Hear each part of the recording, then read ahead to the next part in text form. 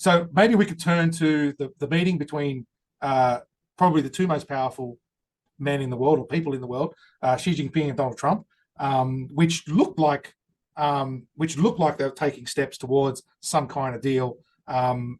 What can you share about that, JP? Sure. I said it in my weekly pain report in the lead up to the meeting in Busan in South Korea, that this was the most important meeting of 2025. And I believe it was. And we know in the lead up to it, China had issued this extraordinary declaration of tightening up controls, regulation, and export of critical rare earth minerals. And we all know how important they are in basically the manufacturing of almost everything and anything.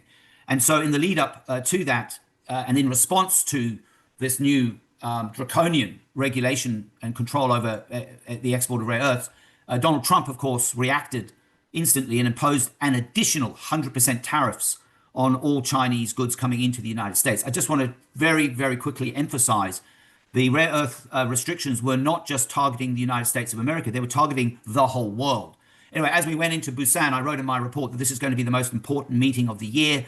And also I highlighted in advance of that meeting that ultimately Trump is more transactional than ideological. I, in fact, first used that phraseology in his first term. And I think I was quoted in the press and on TV describing Trump as transactional rather than ideological. And nothing has changed since his first term. Nothing has changed my mind. And we saw in Busan a very transactional Donald Trump. He basically knew he had to make a deal. Why? Because China had played its Trump card, and the pun is intended. Because, of course, the United States and indeed all of the world realized that if China actually implemented those restrictions on rare earth material exports, the world would pretty much come to a stop, and relatively quickly. So Trump had to do a deal. And so we had the grand compromise. And what we've got basically, Eugene, is a truce between these two great superpowers. You said correctly, these are the two most powerful individuals on planet Earth. And Trump actually said on Truth Social in advance, looking forward to the G2 meeting. In essence, Trump, as we know, respects power.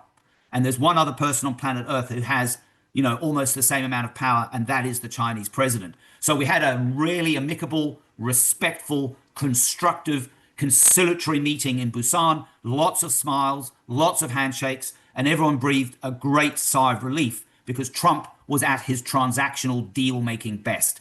Both parties moved away. Important at moments such as that, Eugene, to follow the Chinese media reaction because it's all state-run, and I read the Chinese media religiously every day, and all of them were glowing praise for the meeting, highlighting the words that I've just used, that the meeting was conducted in a respectful manner. Very important, that aspect and dynamic of the meeting. So here we are, and basically, the intensity of the trade war has dissipated, and lots of other side deals. We knew going in, the easy deal to make was soybeans. The Chinese have now resumed imports of American soybeans. The Americans also canceled the fees they were placing on Chinese ships that dock in US ports. There's a whole lot of subtext, but the bottom line is we pulled back from the brink, and both these countries realize now, finally, they have to do business with each other. You cannot have the two largest economies in the world implement a de facto decoupling.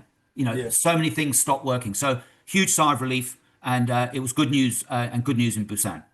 Yeah, good. Okay. And still on China, the Chinese premier came out last week stating the Chinese economy will exceed $23.8 trillion by 2030, which would potentially make it one of the biggest. Would that surpass the US at that level? No. The US economy, again, and there's lots of different ways of measuring this. And there's one of the ways the IMF World Bank used so-called purchasing power parity numbers on the basis of PPP. China is actually larger than the United States. But when you translate into US dollars, the United States is still quite significantly larger than China. But as I said, some economists quote the purchasing power parity adjusted number, and that would put China as the larger economy. Right. But in US dollar terms, it's not. Okay, fair enough. In any case, it's good to see that they're sort of mending their differences because, I agree. You want them trading. I think when the superpowers are trading and prospering off each other, I think that also helps keep the peace.